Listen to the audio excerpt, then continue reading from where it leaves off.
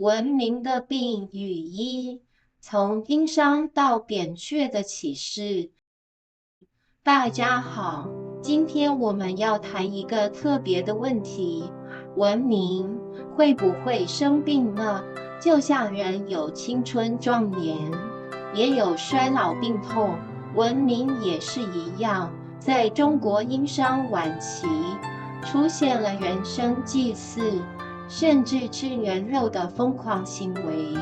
在西方中世纪，也有火刑烧异端，还流传吸血鬼、狼人的传说。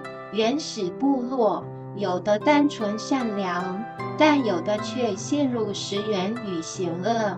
这些都告诉我们，文明外在只是表象，文明内在就像人的灵魂，一旦病变，就会出现上述问题。病理剖析。那么，文明到底是怎么生病的呢？核心原因在于人心的衰老败坏。第一，民本思想病变，也就是公心衰败，大家不再为公共利益着想，文明健康的免疫力就大幅降低了。第二，君本思想膨胀，少数人为了私利，利用迷信操控人心，甚至以鬼神之名行残酷之事，这就像是文明的癌细胞，快速侵蚀原本的治道。第三，治道降阶。在殷商早期，国家还是依靠人心的义理来治理，可是在武丁之后，情况开始改变。由于武丁迷信，治道就从义治下降成了礼制和法治。礼制主要有繁琐的祭礼，法治则是强调王法，谁不服从就派兵去征讨。所以我们看到武丁时期不断出兵打击不服从的诸侯，像鬼方、八国。到了殷商晚期，特别是纣王的时候，情况急转直下，因为制度薄弱，无法约束病变的人心，结果私心和仇恨开始占据主导，政府不再是为了众人，而是沦落成为少数人私欲、复仇的工具。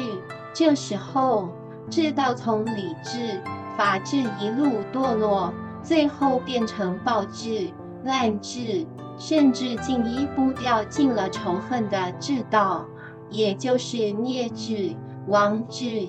一旦制度失效，文明就会跌入深渊。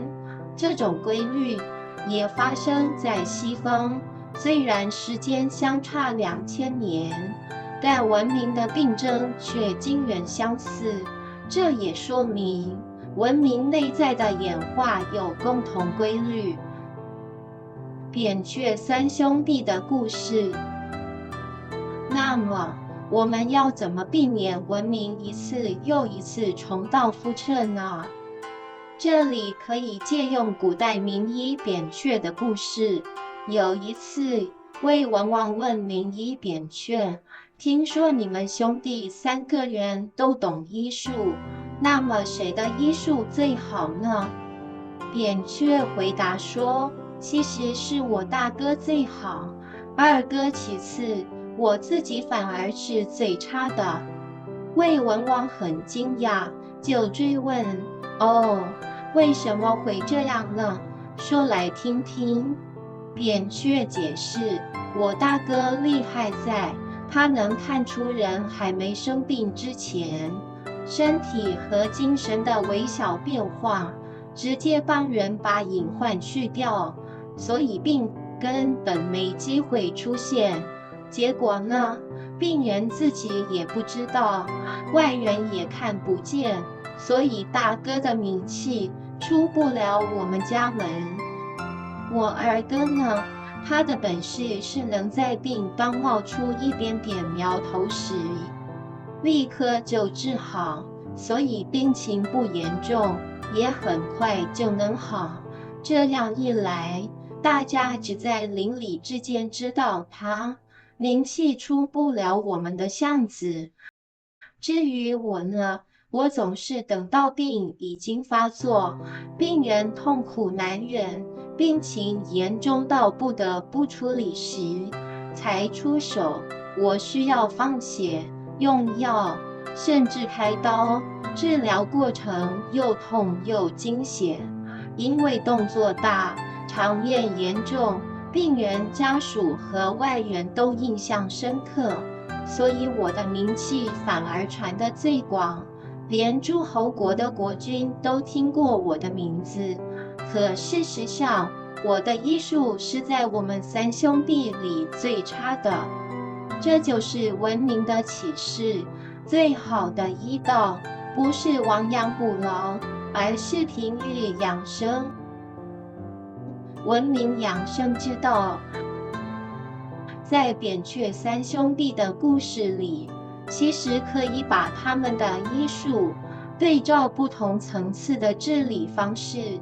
扁鹊的大哥就好像道法自然的道德治理方式，他重点在防患于未然，在病还没形成之前就已经处理掉了。扁鹊的二哥则比较像道法人心的仁义治理方式，重点在于及时补救。事情虽然出现苗头，但他能及时把它挽回。至于扁鹊自己，他的方法更像是依靠理智和法律来治理。等问题已经扩大了，只能透过开刀用药、强制手段去处理。道法自然是最好的文明养生之道，而慎终如始就是永保健康的重点。慎终如始该怎么做呢？平时自省，就像做健康检查，维护民本思想，保持社会的公心，建立制度防护，避免权力私化。